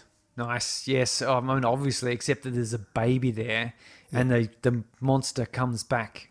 Monster comes back and is sort of like, "Haha!" You think that did it, and it just wraps him in all these wires. Because I think Dad comes up and stabs. It saw the baby and went, "Oh, actually, I don't need them." Yeah. And this was that thing. So it comes out. Kate and Annji get smothered, presumably killed with the wires. And well, they do. Dad kind of. Oh yeah, and then the mum's body gets covered in the wires, and her flesh is burnt away to reveal Bubby. Yeah. And Little baby. Bubby, and of course, unfortunately, I've seen a newborn baby, Yeah. and they're much smaller. They're much tinier. They always have somewhat older babies here Yeah, in they these do. things, but I mean, It's what it is. It'd be a bit much to be waiting at the delivery room. Okay, quick, in the scene. Yeah, that's right. Just bring the camera in, you're good. Yeah, yeah, and there's the baby staring at the TV. And the TV says, worship me. Yes, Baby, raising worship a me. new generation of worshippers. And then that final image is suburbia covered in this black wire stuff, and there's maybe some fires, some cars crashed, and it seems like there's no one really around. And we just kind of get a nice big pan out. It's a bit John Carpenter, isn't it? A bit 19 sort of 60s, 50s horror films, probably a bit like Body Snatchers that they haven't won. Yeah, like what was that? Return of the Living Dead. Return of the Living Dead, yeah. Yeah, So where- it's kind of just a bit of it's a negative ending, really. Yeah. And that's it. That's the end of it. How did that make you feel at the end? Yeah, I felt a bit icky, but I mean, you kind of want there to be some sort of hope, but it doesn't show anything because it's a dark filter on the lens. Everything's covered in the black wires. Yeah. And you're going, okay, so somehow they've managed to convince people. Yeah, you could have a sequel. Yeah, you definitely could. So to me, it's like then the doom and gloom of it is also that because the suburbia doesn't seem like there's many people around, that if humans are put into this situation, we're probably going to implode on each other. Yeah. That's the thesis of the filmmakers, And I like that when opening image, we saw them rocking up and being out in the suburbs. As we know, I live in the suburbs. Doesn't tend to be just lots of people just walking around. No. Like I lived in the city and in Melbourne, there were people everywhere all the time. Doesn't matter what time of the night. It could be quiet, but there'll always be people. There'll be You always see them somewhere, around the place. There'll be somewhere. like a street sweeper or someone closing their late night bar or whatever it is. But in the suburbs, if I went out there right now and walked down these streets, I would be the only person walking around. I could walk for 10, 15 minutes and not see anyone. And in this case, it flew out. Again, the start showed no one out in the streets. No one out in the streets. Yes. And there was one house in particular had that glow, that sort of pulsing glow of television. Yes, which indicates that's still going. it's going. Okay, ladder time. So, we just put these films onto our own ladders as a bit of a recommendation. Surrey and I have some differences going on. And the idea here is a bit of you could follow this ladder as a bit of a viewing preference and see where, if you agree with that or disagree with that. For me, I'm going to put this one in it comes in at number 31, rung 31, but just meaning more, in the order of where you should watch it. I really enjoyed this film. I think we just recently had done Awake. So I think if you went from something like Awake and then you've got this film. I can see it. It's got a similar sort of. Awake's got the more positive family vibe. It does have a bit more positive. And then the Discovery, I already had that at number 32. These three are all about really the human elements and the human relationships. The Discovery is a bit of a father-son relationship as well. All three of these films are a bit about family and how the family deals in these kind of extreme circumstances. Awake, much more positive. This one, much more of a negative horror version. And the Discovery, somewhere in between. So I think that'd be kind of a pretty cool late night, Saturday night trilogy of films to watch. To open your veins to. Yeah.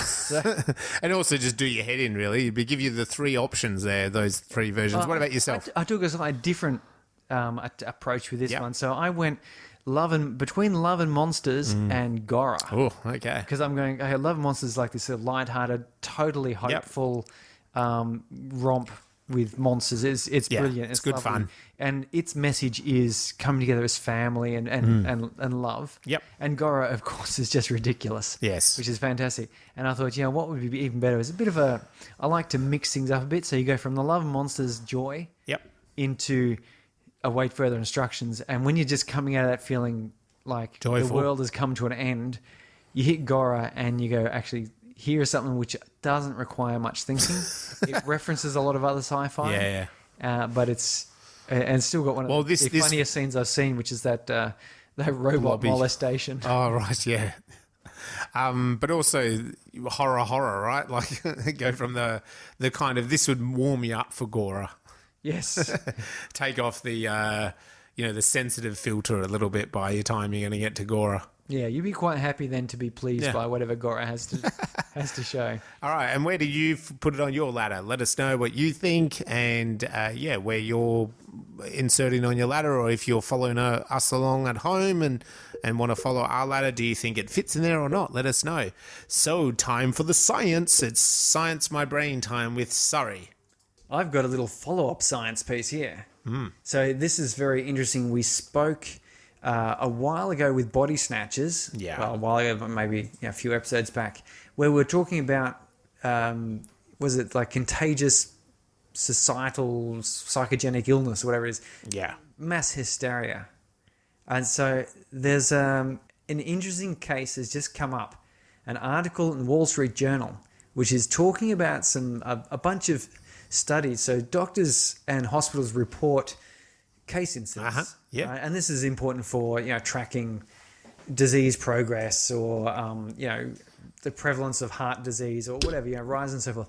In this case here, doctors from around the world are reporting a rise in teenage girls presenting with physical tics and have uncovered that TikTok might be the common link between the new cases. So if you remember back to the discussion we had in Invasion of the Body Snatchers, this psychogenic illness does tend to affect women more often for whatever reason it is. And it tends to have non-physical contagion. It's contagion by performance, speech, right, and so forth.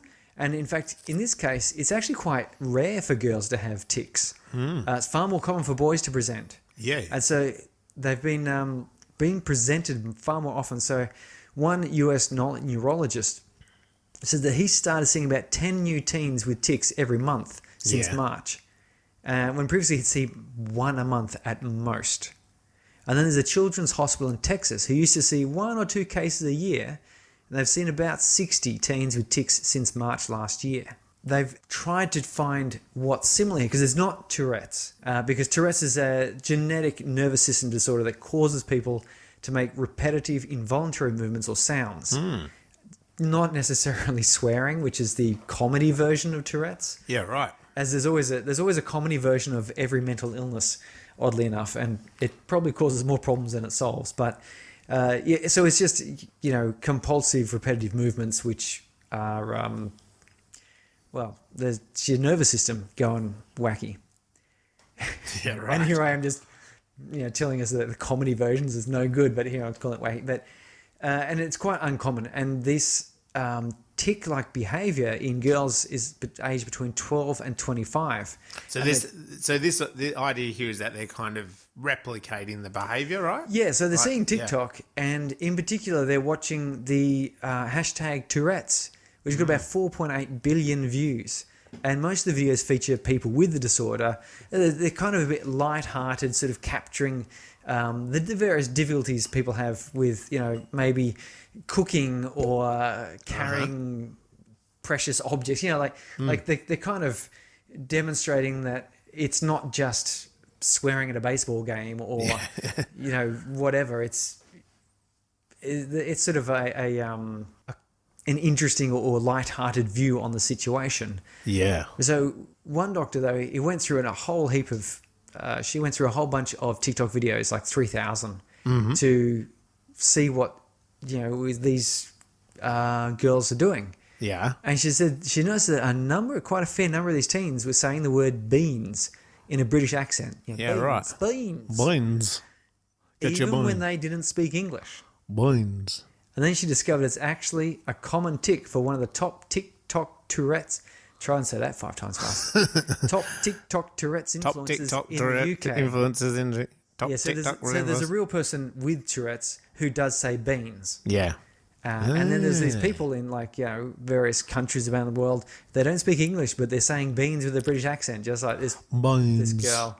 So who wants the beans? There's no demonstrated causal effect here. No. It's like no one's saying this is definitely the case. Yeah. But and this is the problem, of course, with this psychogenic illnesses, is that it's very difficult to pinpoint. Because the other problem is, of course, that many of the teens who are turning up also have a history of anxiety and depression and stress. And so is this actually just coincidence? Is it that people with anxiety, depression and stress, these girls have followed people with Tourette's because they're noticing they themselves have a tic? Yeah. Or by having the anxiety and depression and stress, does that make them more susceptible to repeated behaviors as a stress release mechanism? Which a lot of this is like, this sort of stimming behavior is often a case of things get a bit overwhelming. Do something like, rocking back and forward, humming a tune, saying beans. As a soothing mechanism. As a soothing mechanism, as a way of sort of taking the pressure off. Yeah. So anyway, I thought it was just like a really interesting little follow-up. Definitely. And I've got another follow-up because which is similar. So I'm trying to remember which episode it was we're talking about this, but there's the how far will people go to obey authority? And there was an infamous series of experiments, which I'm pretty sure we've talked about, by Stanley Milgram in the 60s. And this is the one where he got two people, or he got a whole bunch of people, and split them into groups of two. But one half were actually actors and were in on it, and the other half were unsuspecting. And the actors went into a room and were supposedly hooked up to electrodes. And the people who were actually being experimented on were told to, quiz these people. And if they got the answers wrong, electrocute them. And the actors acted out pain, and screams and, and the researcher would tell them to increase the voltage, increase the pain, increase, to see, and they said, trust me, no, it's okay, do it. And the people would do it. And they found that, actually a lot of people were okay to defer to authority. And there's a lot of criticism about, I suppose the ethics of this, but the other criticism is, in this situation, it's not really life, death, sort of, not real authority, because you kind of assume you're going into this experiment. You're not in Nazi Germany. No. Or some, Stalinist death camp. You presume that the scientist You're assuming that there's something sensible going on. Rational level, right? Yeah. Yeah, and like it's not really hurting the person. Like, so there's got to be something in the back of the mind. So there is some question as to whether but it did show that, perhaps people are. There was a repeat of this though in Poland, where they sort of said, actually, 50 years later. Mm-hmm. And the other thing is here, we're talking about Poland here, which is, had very strong regimes, communist regimes who have demanded people obey authority. Uh-huh. So will there be a difference? Mm-hmm. They got the freedom now, and will they actually, do what? And they sort of did a similar thing. They're a bit more ethical about it, but it was very similar. And they did find, in fact, that people were more likely to increase the pain when they were reassured by the researcher that, do it. They were also less likely to increase the pain or to stop if it was being done to a woman, which is interesting. So, and there's one last thing about obeying orders, another experiment done. And this experiment was very similar to the setup. Press the button, cause some pain, but hear a beep. Yeah. And, they lied about what was going on here, because they're obviously not going to say this is what's happening. Sometimes they just say, press the button or not, and they'd press it and hear the beep. But they are then asked to report how long until that beep, how long from the button press to hearing the beep. And the reason this is done is because this has been previously determined to be a good indicator of a sense of control. The more sense of control a person has of their own destiny, the more accurate their sense of time. Yeah, right. Because when they do something, I do this, the result, the cause and effect, I cause this effect and I am related directly to it. Yeah. So I push the button, I hear the beep, that's me doing it. When they were, encouraged, or even the researchers take their finger and push it on the button themselves, they reported hearing the beep later. But in fact, the beep was done at the exact same distance, between the button pushes. Yeah, right. And so here, what they're saying is this shows that when someone is deferring to authority or is being sort of felt that they've been made to do something, they abdicate a bit of self-control. Yeah. Yeah, they don't feel like that button push and that beep, I wasn't as directly related to that beep. And so they're sort of saying there is something to say that in the heat of a moment, people will abdicate their self-control. They will follow an order and not feel as responsible for the outcome. Yeah, right. They've also gone on to very highly stress this actually doesn't provide that excuse of I was just following orders, because they say it still is the choice. These people could choose not to push the button. And yeah, some of them did and some of them didn't. And again, it's also, you've got this experimental condition. But what they did show was that when they were sort of made to push the button or induced to push the button, there's quite probably a lack of, they feel as if they have not been the one responsible. Yeah, right. And so in the movie, is this at all relevant? Well, I think so, because we've got Nick and his dad being an experiment of control, haven't they, from the aliens or the monster. And it is that thing when Nick is presented with the syringes. Yeah. Everyone else has done it. So there's a bit of peer pressure, but it's also his dad is telling him to do it. Yep. And despite Nick's rebellion, his dad is still a source of authority. Yep. The TV is saying to do it. Everyone else has done it. It's sort of like, well, this is not... He doesn't have that control. Yeah. It's not him doing it, it's his dad doing it. And you can bet the first defense he would make would be, but Dad sort of made me do it. Yeah, and you yeah. go, well, no, you chose. Ultimately, you chose. And I think that's why it's not a defense, to say, oh, well, someone told me to do it. I'm following orders. Because ultimately you chose to invest in authority in that person and you chose to divest your self-control. Yeah. And that's always their problem when I hear people say, I did such and such. I had no choice. No, you actually did have Always a choice. have a choice. The options might have been horrible, and by your reckoning, all other options may have been worse. But you did have that choice. You could have just died. You could have, shot someone else or shot yourself or whatever that terrible choice is. Yeah. You could have made that worst choice. Yeah. There's that analogy I've heard, like from the Buddhists or whatever, saying, all the military weaponry, there's so many links in the chain to build a gun or a bomb. Yes. And so anyone can be like, well, that's just my job. I just do the little bit of wiring. But they go, well, you could not wire it, right? So that's the way I see what you're talking about. And there was that point in the Cold War where the Russian missile silo command got the signal to say launch. Yeah. And the fellow there who was responsible, his job was when that signal came up to hit the button and launch the nukes, which would end the world. Yeah. And he was thinking, well, hang on, there's 15 people above me with various fail safes that have to make that same decision all the way down to me. Yeah.